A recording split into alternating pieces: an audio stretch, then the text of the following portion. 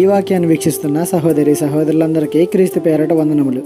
ఈరోజు వాక్యం ద్వారా దేవుడు మనతో చెప్తున్న మాట, షద్రకు మేషకు అబేద్నగో ఆ అగ్నిలో నుండి బయటికి వచ్చిరి. దానియేలు గ్రంథము 3వ అధ్యాయము 26వ వచనం.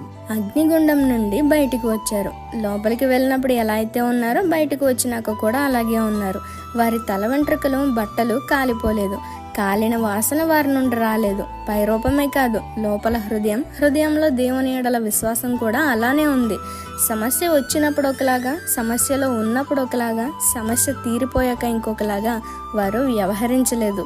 నిన్న నేడు నిరంతరం ఏకరీతిగా ఉన్న దేవుని వలె వారి విశ్వాసం, భక్తి ఏకరీతిగా ఉంది. వారి యొక్క ధైర్యమే కాదు, వారి యొక్క విశ్వాసం కూడా మనం నేర్చుకోవాల్సిన పాఠమని గుర్తించండి.